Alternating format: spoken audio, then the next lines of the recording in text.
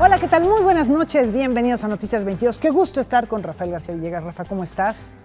Hola, Laura Regis en la interpretación de Lengua de Señas Mexicana. Mi querida Laura Barrera, amigos del auditorio, como siempre, un placer saludarlos este martes con un programa muy variado donde, entre otras cosas, estaremos hablando de cinematografía. Efectivamente, les vamos a tener todos los detalles de lo que dijo el director de la Academia Mexicana de Artes y Ciencias Cinematográficas sobre el futuro del cine en nuestro país. Vamos a ver qué va a pasar. Y además reflexionamos sobre el lado social del G-Festival que se celebró en Arequipa. Sara Sefcovic estará aquí en el estudio para platicarnos sobre su más reciente libro que aborda un género difícil de definir, difícil de describir, que es la crónica. ¿Qué es la crónica? ¿Para qué la crónica? Y que para ella es la reina de todos los géneros literarios. Esto y mucho más en Noticias 22. Comenzamos.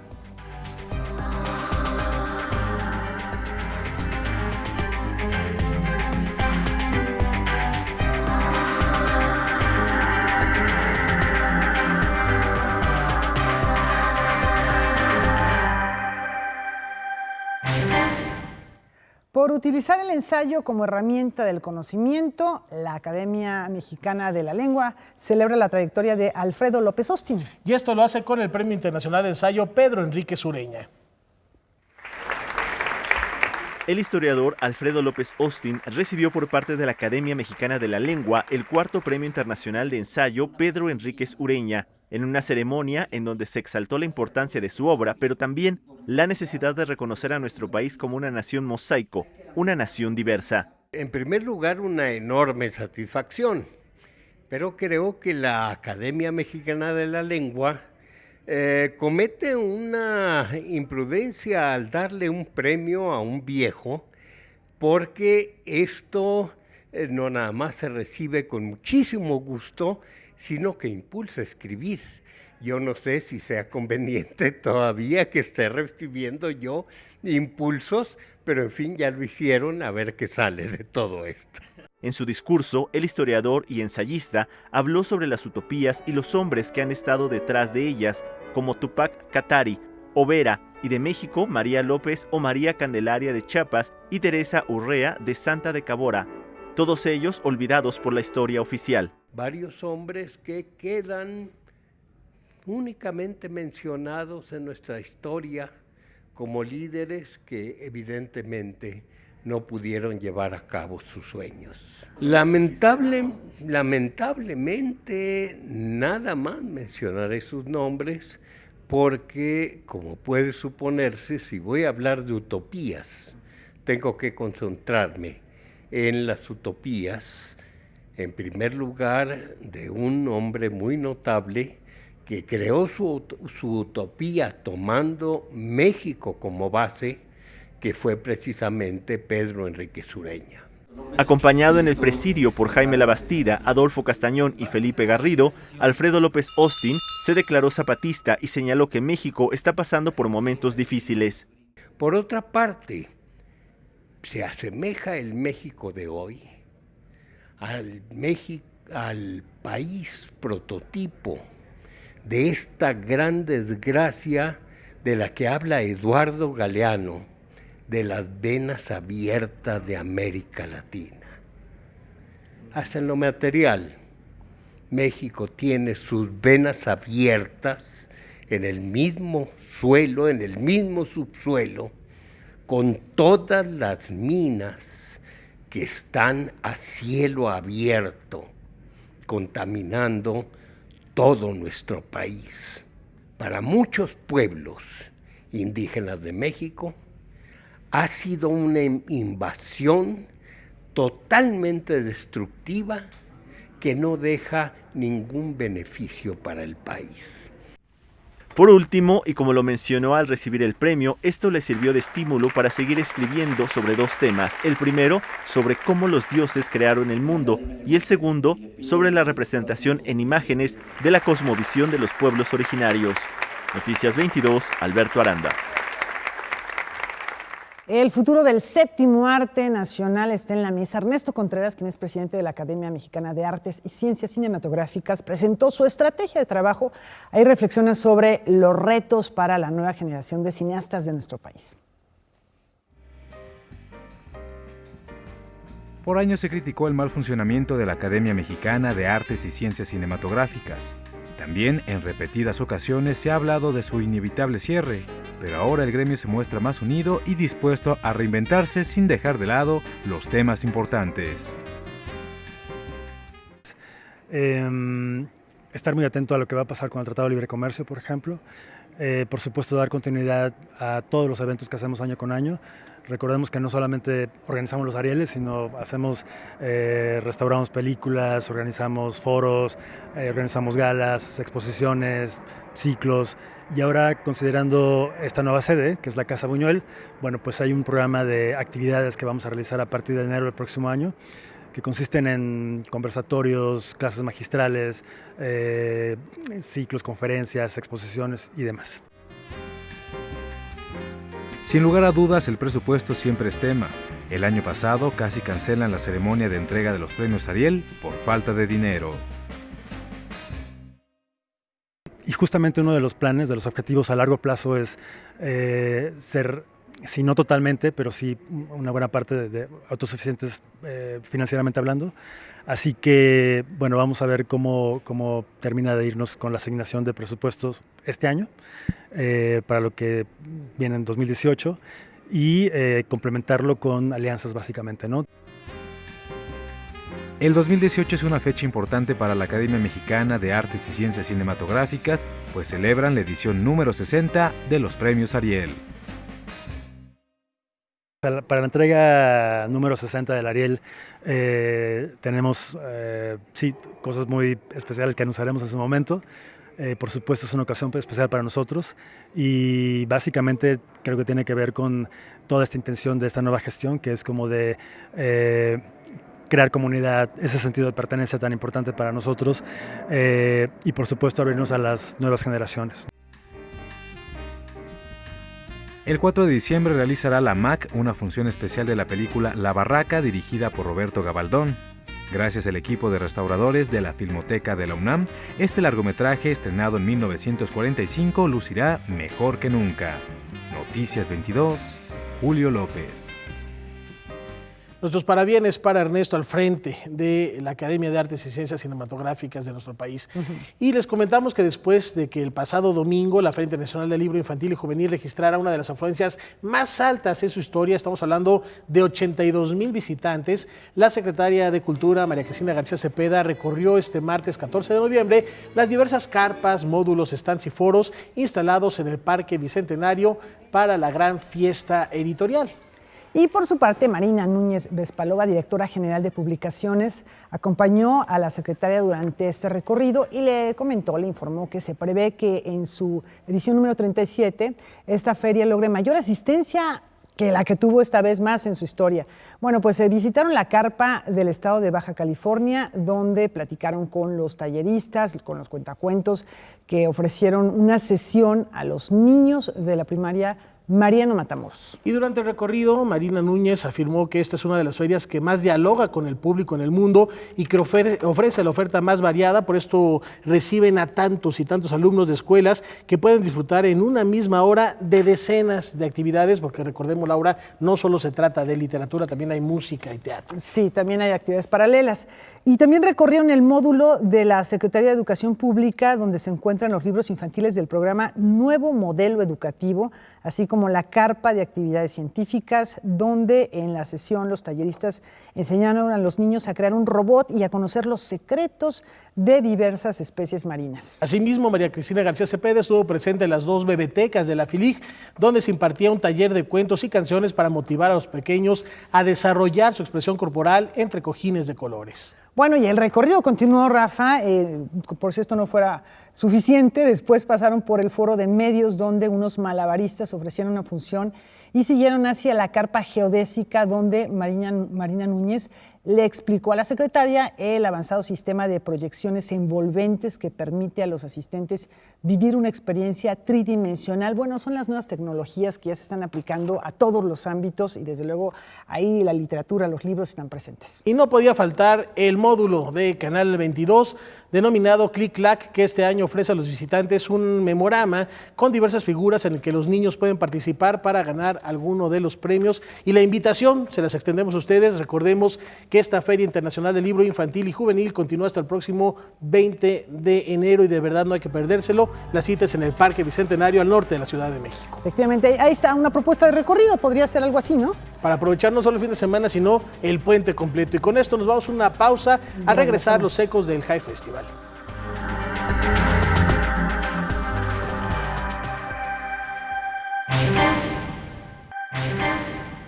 Hemos venido platicando del centenario de la Revolución Rusa, Que ahora nos da otro motivo para leer en libertad. La Brigada para Leer en Libertad es una asociación civil dedicada al fomento a la lectura y la historia, que entre otras aportaciones tiene en su página de internet más de 150 títulos para descargar de forma gratuita en PDF. La Brigada, por un lado, hace ferias de libros con libros muy por debajo de sus precios de mercado, y en segundo lugar, editamos libros para regalar a los que asisten a las conferencias, ¿no? Hacemos conferencias y damos libros. Producimos libros para regalar a los que asisten a las conferencias. La Brigada está encabezada por el escritor Paco Ignacio Taibo II. Él tiene un particular interés en la literatura, por ejemplo, policíaca, ¿no? Y en la literatura social. No producimos, por ejemplo, materiales teóricos. Eso tiene sus propios lugares, está muy bien, es muy necesario, pero tiene sus propios lugares de circulación, ¿no? Producimos cosas que se puedan distribuir masivamente y que sean de interés general, como literarias, pero casi siempre informadas por temas históricos o sociales. Con motivo del centenario de la Revolución Rusa, seleccionaron textos que ayudan a conocer más del contexto social del pensamiento soviético, más allá del fracaso histórico del comunismo y la barbarie de los crímenes de lesa humanidad cometidos en los gulags. Por ejemplo, publicamos una parte del libro 1905 de León Trotsky, que no es la famosa parte teórica, que se llama Resultados y Perspectivas, es una parte de crónica casi periodística sobre la revolución, no la de 1917, sino precisamente la de 1905, que es un ejemplo de crónica periodística de un suceso histórico fantástico, ¿no? También, por ejemplo, publicamos un libro de una investigadora viva que se llama Lorena Paz Paredes, que se llama La Otra Revolución Rusa, que es la visión desde el punto de vista de otra tendencia, no la bolchevique, sino la tendencia populista o narodniki, que desembocó en el Partido Socialista Revolucionario, es decir, muy arraigada en el campesinado. También editamos otros temas que no tienen directamente que ver con la Revolución Rusa, pero sí indirectamente y pueden apelar al mismo tipo de público. Por ejemplo, Iván, de Vladimir Blogomolov, que es un relato sobre la Segunda Guerra Mundial, un relato periodístico ficticio pero muy realista sobre la Segunda Guerra Mundial, sobre la resistencia de la población rusa a la invasión nazi, ¿no? Que tiene que ver pues con el tema soviético también. O las memorias de Benita Galeana, que se llaman Benita a secas, que publicó en 1940. Ella era una militante comunista, pero fantásticamente amena en su redacción, y en 1940, siendo ella todavía bastante joven, publicó sus memorias, llamadas Benita. Ya han sido editadas antes, pero eran difíciles de conseguir, y gracias a que los herederos se dieron los derechos, pudimos editar nuevamente este volumen. Todos ellos son de alguna manera crónicas o relatos que sirven para ser concreto, para darle carne y hueso, para ponerle cara a aquello que te dicen los libros teóricos o los libros de historia. Óscar Helguera, Noticias 22.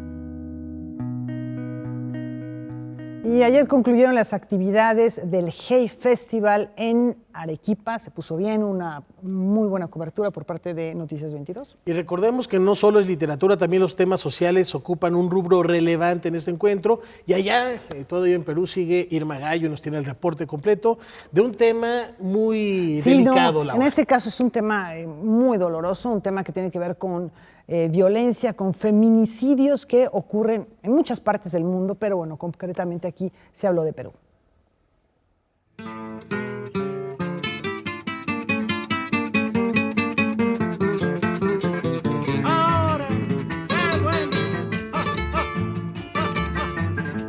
Perú no escapa a la realidad del resto de los países de América Latina. Aquí también los feminicidios van al alza. La periodista Teresina Muñoz Nájar escribió el libro Morir de amor a partir de 4 casos específicos. Vamos a ver la siguiente conversación que tuvimos con ella en el marco del Hey Festival. Ocurre que un día yo vivo en Lima y mi hermana menor vive acá en Arequipa. Y ella me llamó para contarme, llorando y gritando prácticamente, que había fallecido, habían matado a Simona, que Simona era la señora que trabajaba en su casa. El Día de los Enamorados, que es el Día de San Valentín, el Día de la Amistad, la llevó a un hotel y la apuñaló. Llevó, además premeditado, porque llevó un martillo y 2 cuchillos. O sea, premeditado. Y la apuñaló, pues 15 puñaladas y en la cabeza. Y la tiró bajo la cama. Eso fue en la tarde, digamos, ¿no? Como a las 5 o 6 de la tarde, y se fue. Entraron como a las 4 de la tarde y a las 7 de la noche él salió y dijo, la señora se va a quedar hasta mañana. Lo encontraron a los 5 días merodeando la casa de mi hermana. Mi hermana llamó a la policía y bueno, ya él está sentenciado a 18 años. Según esta periodista peruana, en su país 920 mujeres han sido asesinadas desde el 2009 a la fecha. Por eso, el caso de Simona no sería el único que quedaría registrado en su investigación periodística. Y estas historias fragmentadas que aparecen en los medios de comunicación, murió acuchillada y después nunca más sabes nada, ¿no? Y entonces se van normalizando, naturalizando, una más, y yo no quería eso. Entonces dije, voy a hacer la historia de Simona y otras historias, tratar de conseguir que las familias me conversen, etcétera. También hay un tema de salud mental también muy descuidado en el país, ¿no? El tema de educación, etcétera. Entonces he combinado las historias de estas mujeres con todo el contexto del feminicidio.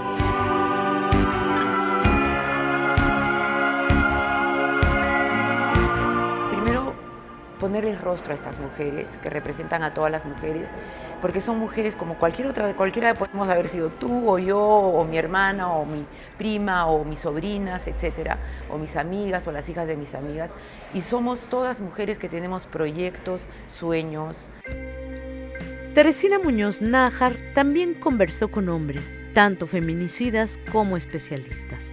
Su conclusión es que es indispensable construir nuevas formas de masculinidad, desde la educación en el seno de la familia. Desde Arequipa, Perú, para Noticias 22, Salvador Álvarez e Irma Gallo, enviados especiales.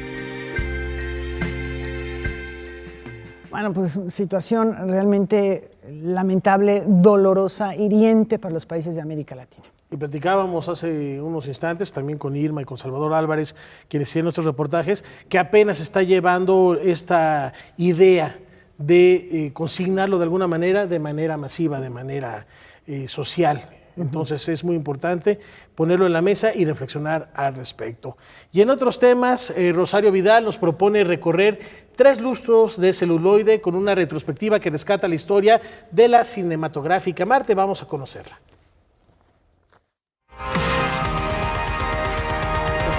La existencia de cineastas emergentes, dispuestos y deseosos de debutar a nivel industrial y la urgente necesidad de una renovación de la temática y el lenguaje cinematográfico en el cine mexicano es en lo que se basó la fundación de una nueva compañía de producción, Cinematográfica Marte, a finales de los años 60 del siglo pasado. Rosario Vidal, investigadora de la Universidad de Guadalajara, presentó un libro sobre esta relevante productora. Mauricio Wallerstein, hijo de Gregorio Wallerstein, el famoso zar de la producción de cine mexicano, decide unirse con Juan Fernando Pérez Gavilán, que a su vez también es hijo de un empresario de la exhibición en México, que era Guillermo Pérez Gavilán. Don Guillermo tuvo varios cines como el Cine Ajusco, el Cine Bretaña. Sabían que si iban con sus respectivos padres a pedirles su ayuda para empezar a filmar esta serie de nuevos proyectos, la respuesta iba a ser no.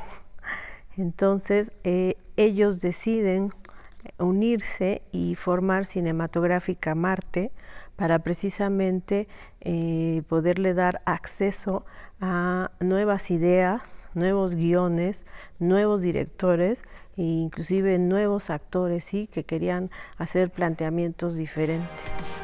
El libro, editado por la Cineteca Nacional, se presentó en el marco del ciclo retrospectivo de la compañía productora en la más reciente edición del Festival Internacional de Cine de Morelia. En realidad es como que, bueno, no, es un grupo de gran amigos, ¿sí? Por ejemplo, Mauricio Wallerstein era vecino de Juan Ibáñez, ¿sí? De ahí tienen una gran amistad.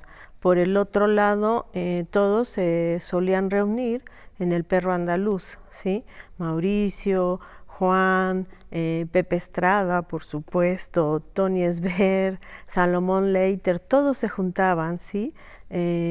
Iban juntos al cine, y en sus pláticas y en sus conversaciones va surgiendo, ¿sí?, esta idea de querer hacer cosas y de que el sindicato no se los permitía.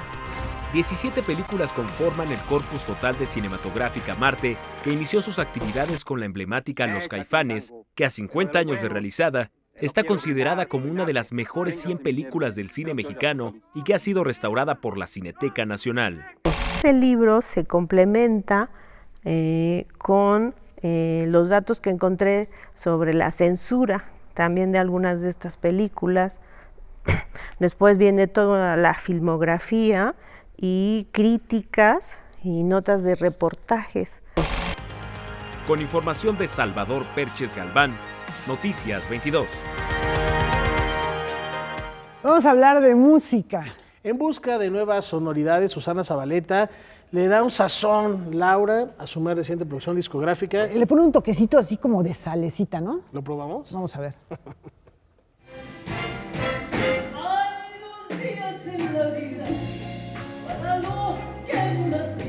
Debe de haber algo sagrado en la sal. Está en nuestras lágrimas y en el mar. Esta frase se lee en el nuevo disco de Susana Zabaleta, titulado Como la sal. Es su producción número 13 y está dedicada a su hija. El CD tiene 11 temas y fue presentado en el auditorio del Museo Soumaya.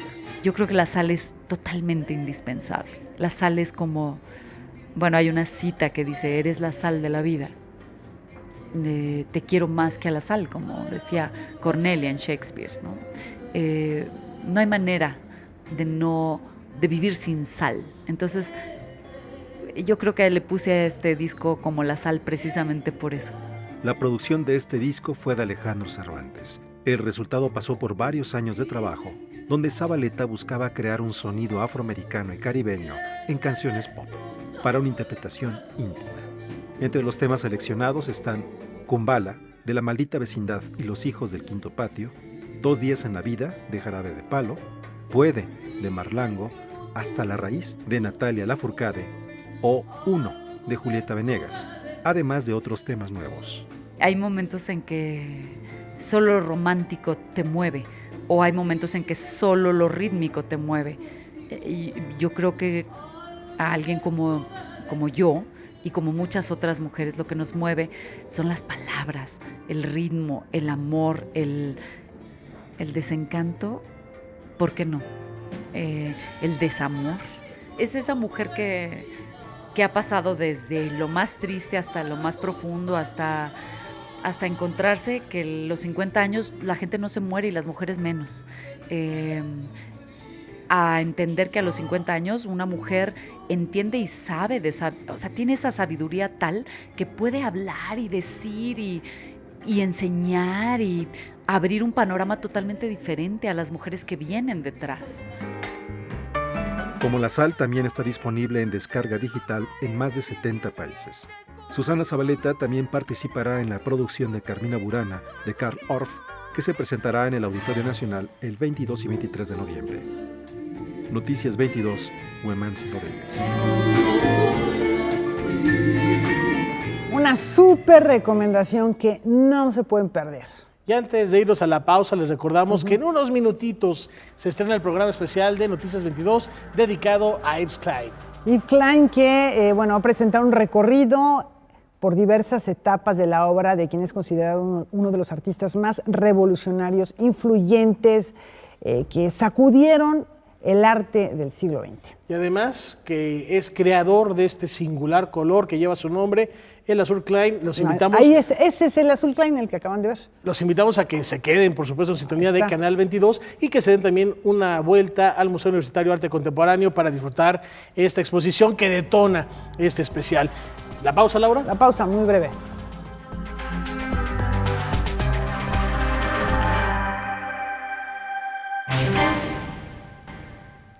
Oigan, una buena noticia, Rafa, que acabamos de recibir.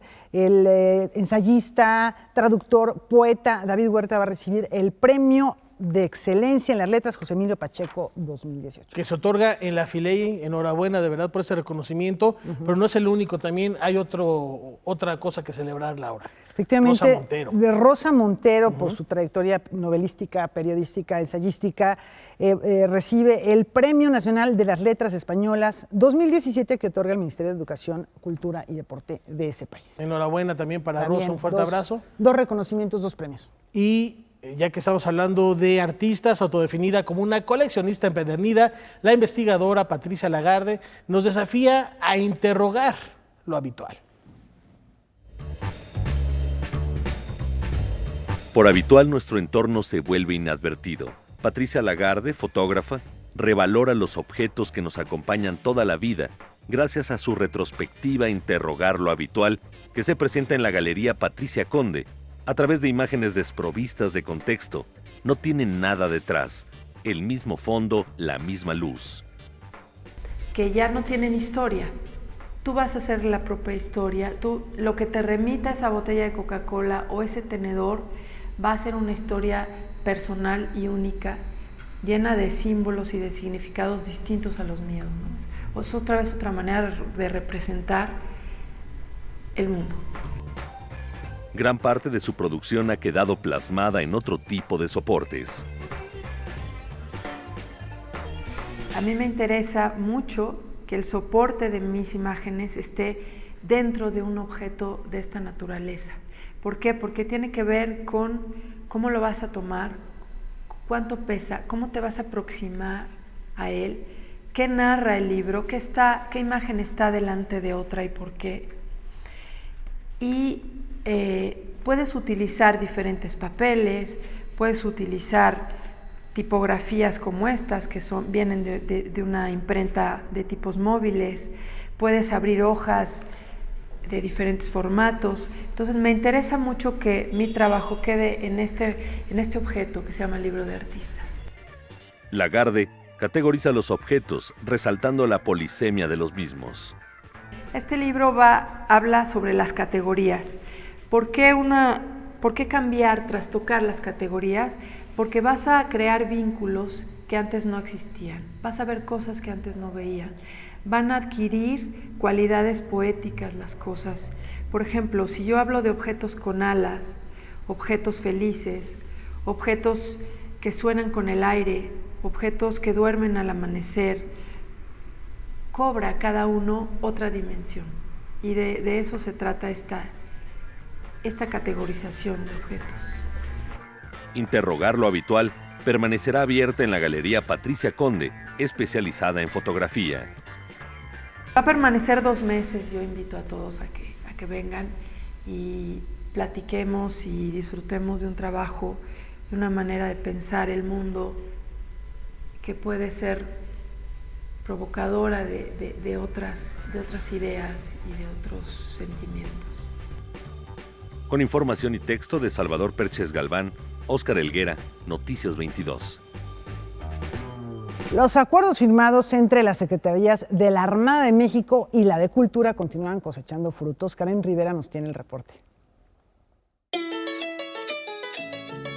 ¿Qué tal, amigos de Noticias 22? Me encuentro en el Museo Naval México en Veracruz, donde el pasado fin de semana se llevaron a cabo algunas actividades como parte de la Noche de Museos. Una de ellas fue la inauguración de la sala de lectura, que se realizó en colaboración con la Secretaría de Cultura como parte del acuerdo que se firmó apenas hace un par de meses. Vamos a ver los detalles. Se crea esta sala para invitar al público en general a que asista.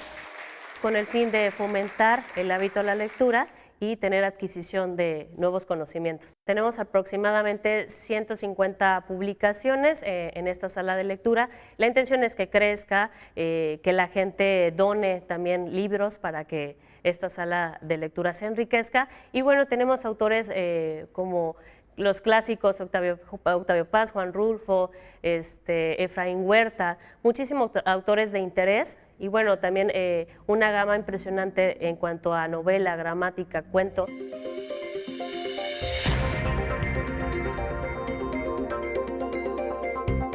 Esta sala es en honor al convenio que hay con la Secretaría de Medio Ambiente y el Museo de Historia Natural. Se hace un intercambio de piezas museográficas y bueno, nosotros recibimos del Museo de Historia Natural la pieza del oso polar, que es considerado un tesoro del Museo de Historia Natural. Y bueno, en esta sala vamos a conocer un poquito sobre el oso, su anatomía genética, los hábitos alimenticios, su comportamiento y algo muy importante que se encuentran en peligro de extinción y bueno, es para crear un poquito de conciencia. Este recinto, que albergó a la Escuela Naval Militar desde 1897, cuenta con 27 salas y más de 1.700 objetos. ¿Qué les parece si conocemos algunas piezas que resguardan la historia de este país? Pues nos encontramos en la sala conmemorativa de la defensa del 21 de abril de 1914, ¿no?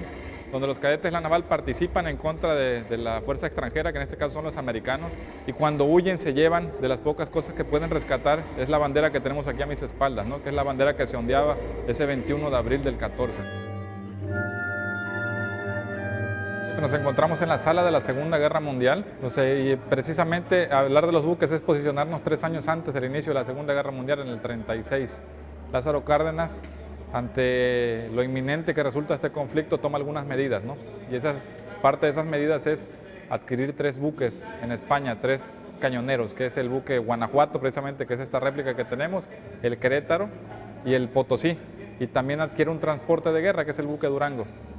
Si se dan cuenta, estos nombres de esos estados son estados del interior de la República, no cuentan con costa. ¿Por qué?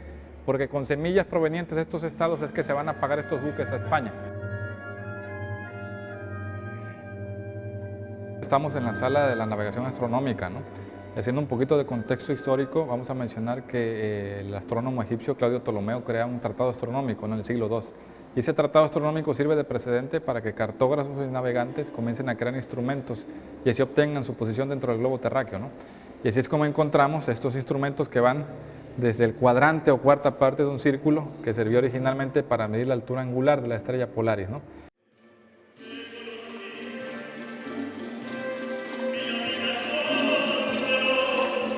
La Secretaría de Marina cuenta con más de 10 agrupaciones musicales. 2 de ellas se presentaron en este recinto.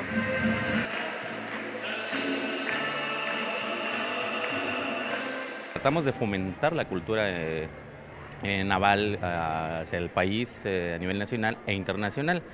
Este grupo se formó en 1945. El repertorio que manejamos actualmente es variado, prácticamente lo hacemos conforme el público lo vaya pidiendo. En este caso hacemos música popular, pueden solicitar de un bolero, un huapango, música mexicana, música ranchera, hasta una cumbia, ¿no?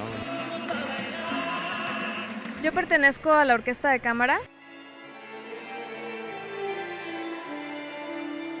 Y la música que interpretamos es música mexicana, de María Grieber, de Consuelo Velázquez, de Lorenzo Barcelata. Es música que ha ido de generación en generación y nosotros la damos a conocer. Amigos de Noticias 22, hasta aquí la información desde Veracruz en el Museo Naval México. Muy buenas noches.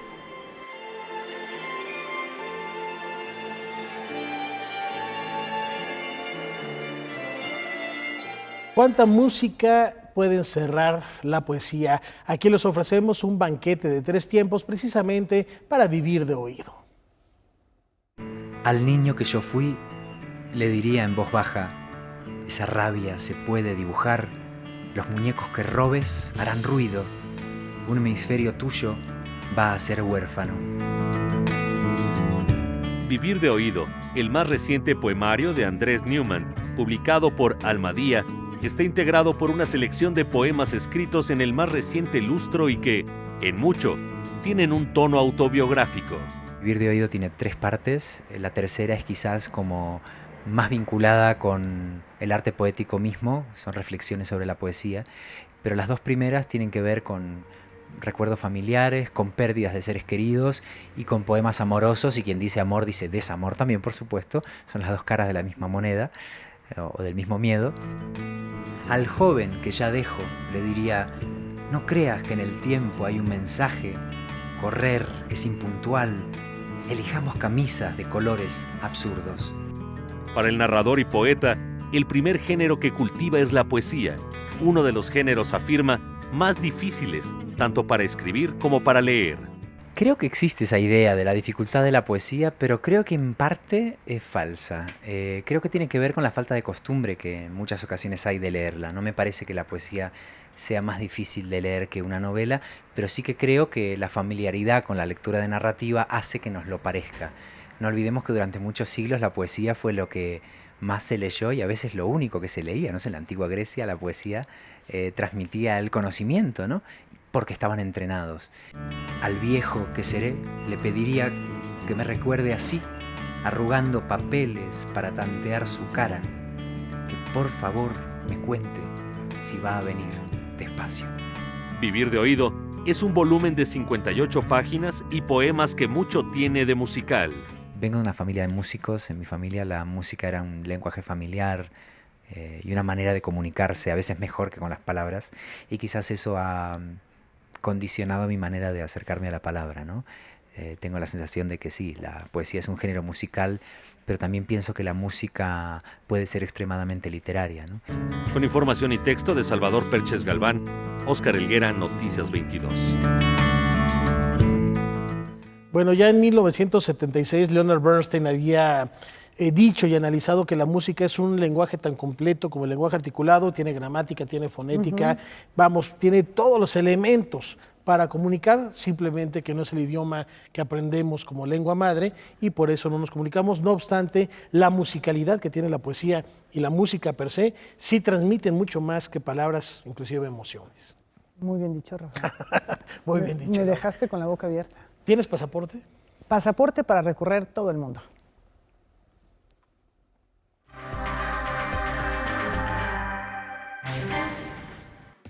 La exposición Van Gogh Alive abrió sus puertas recientemente en el Athens Concert Hall en Grecia. La oscuridad de este espacio se aprovecha con imágenes proyectadas en pantallas gigantes, paredes, pisos y pilares que se iluminan con más de 3.000 imágenes del pintor holandés. Más allá de la exhibición, se busca que los asistentes tengan una perspectiva distinta de las obras emblemáticas del artista, con videos en movimiento protagonizados por pinturas como La Noche Estrellada. Llamas de todos colores alegran los días de adultos mayores y niños en Washington, Estados Unidos. Rojo es la estrella de Mountain Peaks Therapy Llamas en Alpacas, agencia no lucrativa que desde 2007 brinda una terapia en la que estos peculiares camélidos acompañan personas con necesidades especiales en sus hogares, escuelas o eventos privados. Comienza la cacería de trufas blancas en Alba, Italia. El cazador Percarlo Bacchina lo sabe. Por esta razón, recorre los caminos húmedos del bosque acompañado de sus perros Rocky y Jimmy en busca de tan preciado manjar. Las trufas blancas solo se pueden encontrar en ambientes naturales, a diferencia de las trufas negras, y pueden alcanzar un valor en el mercado de 75.000 euros por pieza. Bueno, y es un arte además reconocerlas, encontrarlas. Por supuesto, y además son valiosísimas. El peligro, el riesgo es que muchas veces las localizan con cerdos que tienen el olfato muy delicado para detectarlas y se las terminan comiendo estos animales. Pues están buenas. La naturaleza, ¿no? Y carísimas. Antes de ir a la pausa, queremos enviar un saludo al grupo 52 de comunicación de la Universidad Intercontinental que nos están sintonizando esta noche. Muchas gracias por su audiencia. Y Laura, nos vamos a la pausa. Muy rápidamente.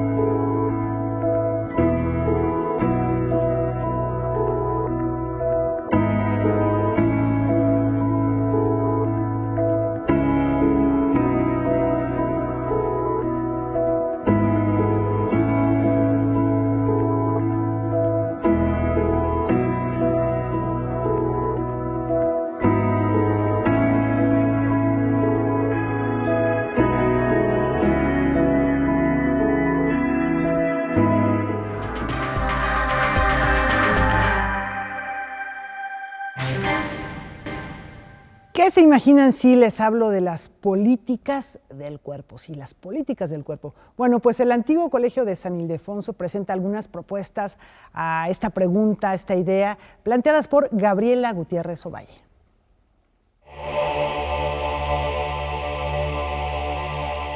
Pintura, video, instalación son los soportes con los que ha trabajado Gabriela Gutiérrez Ovalle a lo largo de su carrera. A manera de síntesis, el antiguo Colegio de San Ildefonso presenta algunas de sus obras en la exposición Desplazamiento del Límite, en donde el cuerpo y sus fronteras son cuestionadas. A ella le ha interesado muchísimo, la relación que existe entre el cuerpo y el poder, entre el cuerpo y el material como cuerpo, pero fundamentalmente ella ha sido una artista, que ha pintado, que su trayectoria casi fundamental viene de una práctica pictórica que, como tú dices, autodidacta en el sentido más amplio, es decir, ella es una exploradora y ella es, su propio laboratorio. Y ahora aquí en el antiguo Colegio de San Ildefonso, pues muestra una serie,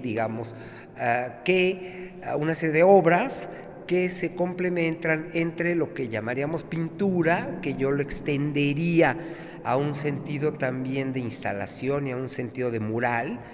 Tiene piezas que están hechas con cabello y un video.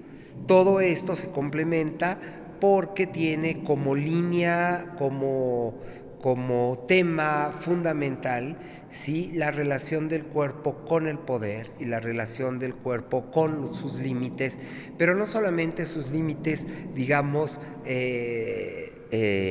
orgánicos, sino los límites sociales, los límites de género. De las piezas exhibidas y elaboradas entre el 2015 y 2016, destaca un muro elaborado con cabello humano, en donde el artista colaboró con bordadoras que hicieron suya la obra. Uno se enfrenta a miles de cabellos, ¿verdad?, que pertenecieron a muchas personas, que no se sabe si que no se sabe bien si siguen aquí o no están. Esta primera frontera ambigua entre la vida y la muerte, ¿verdad?, entre el concebir el cabello como un elemento que esencialmente nos contiene nuestra memoria, nuestra historia, alberga nuestros deseos, nuestros miedos, está cargada de simbolismo, de mitos, en fin. Yo iba viendo cómo la gente lo iba traduciendo y se iba vinculando con ella, ¿no? O detonaba ideas o recuerdos de su vida que podía compartir. Noticias 22, Alberto Aranda. ¿Y qué les parece si ahora nos vamos al Museo del Estanquillo? Porque entre tantas y tantas colecciones que atesoraba Carlos Monsiváis, hay una muy particular que ahora podemos disfrutar y que tiene que ver con cuestiones miniatura. Vamos a ver de qué se trata.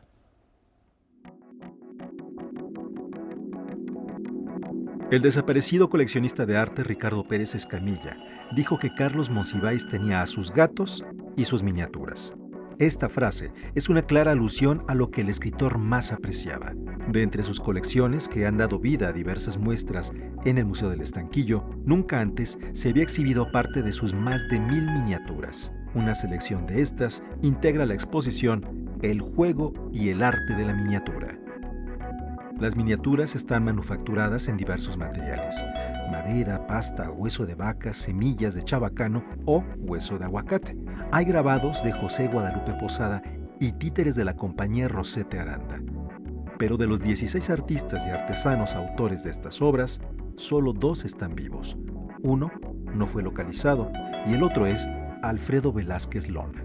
Después de conocerlo al maestro, llegó un momento en que le manejaba piezas en relación al gusto de él, que nunca me regresó una. Entonces, en esa situación, le comentaba yo cuando iba a entregarle algo, estoy haciendo otra pieza, ay, me habla. Y ya cuando me habla, digamos, me la trae. Le manejé varias piezas y nunca me regresó ninguna. Velázquez conoció a Monsiváis en 1997. Le hizo más de 30 miniaturas en diferentes temas. Lo mismo la vida de Juárez que la historia del recorrido de los aztecas, desde el Aztlán hasta Tenochtitlan. Escenas de Día de Muertos y una estremecedora divina comedia con cielo, purgatorio e infierno, cuyas escenas, en su conjunto, crean un gran triángulo. Pero fue a través del cine como tuvo su primera conversación con Carlos Monsiváis. En esta primera parte presenté un tema de la película que hizo Pedro Armendáriz, Dolores del Río y Columba Domínguez, que se llamó La Malquerida. En el siguiente tenemos a Pedro Armendáriz y Dolores del Río en la película María Candelaria, que ya la lleva muerta por la cuestión que le manejó el pueblo. Y en esta estoy manejando una pieza que se trata del un son del Palomo y la Paloma, que se hizo en la película Pueblerina y fue escenificada por Roberto Cañedo y Columba Domínguez. La exposición El juego y el arte de la miniatura en el Museo del Estanquillo puede visitarse hasta el 8 de abril del 2018. Noticias 22, Huemansi Rodríguez. En este mundo tan vertiginoso a veces vivimos sin reflexionar deprisa. Bueno, pues Óscar de la Borbolla nos invita a pensar, a reflexionar y sobre todo a dudar.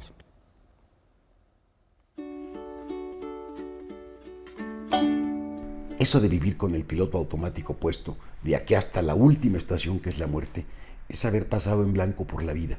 Yo creo que hay que detenerse muchas veces, reconsiderar si lo que nos antecede merece la pena continuar o si le podemos poner un alto y desviar nuestra elección hacia algo que amemos realmente. A través de 7 capítulos, como Los espejismos del horizonte, El crepúsculo de la ciencia y Para una cárcel sin cerrojos, Óscar de la Borbolla reflexiona en su libro El arte de dudar sobre por qué vale la pena no matar, en verdad nos comunicamos, la realidad es una alucinación colectiva o si es cierto que tenemos la vida que hemos decidido tener. Y además te digo que vistos desde una serie de facetas que permiten que lo que se afirma en uno posiblemente se complemente con otro capítulo, pero posiblemente se refute con otro capítulo. Y lo que permite la lectura ya orgánica de mis reflexiones es darse cuenta que lo que nos hace falta hoy, más que nada, es aprender a dudar. No casarnos con una sola versión de las cosas, porque hay muchas. Las reflexiones reunidas en este libro publicado por Grijalbo fueron hechas a lo largo de 3 años y bien pueden ser tomadas como un manual para dudar sobre lo que creemos está dado. Y hoy es más extraño que la gente se siente a pensar, porque vivimos todos correteando por este mundo que es intransitable para conseguirnos el sustento. Entonces no tenemos tiempo para detenernos a pensar. Y además, como nos gusta estar instalados en una especie de inconsciencia vacuna en la que estamos rumiando los buenos recuerdos que tenemos y olvidándonos, procurando no pensarle, hemos desertado de esto, que en el fondo, como bien dice por ahí Stephen Hawking, este astrofísico maravilloso, la verdad no es más que la consecuencia de un enfoque metodológico. Entonces hoy ya los científicos, ni siquiera ellos, se atreven a afirmar esto es verdad. Lo que hay son muchos puntos de vista y tenemos que aprender a convivir con ellos. Noticias 22, Alberto Aranda. Pues nos despedimos, pero sin duda alguna, ¿no? Por supuesto, con música, como es costumbre. En esta ocasión, recordando al gran compositor español Manuel de Falla, quien hubiera alcanzado la inmortalidad un 14 de noviembre, pero de 1946, Laura. 46. Uno de los compositores más influyentes de España en el siglo XX. que pasó la última parte de su vida viviendo en Argentina, pero que rompió los cánones de lo que se hacía de manera muy puntual en la ópera europea. Con influencias de Italia y de Francia. O de Alemania misma. Pero también en España vino a revolucionar el quehacer melódico, así que vale la pena recordar y celebrar su legado. Tiene óperas formidables como El sombrero de tres picos, que vale la pena escuchar, y por supuesto también su Hechizo brujo, que es otra de las piezas clásicas. Mucha obra para Amor brujo, mucha obra para piano, y esta noche pues así lo recordamos y nos despedimos. Muchas gracias, disfrútenlo. Hasta mañana.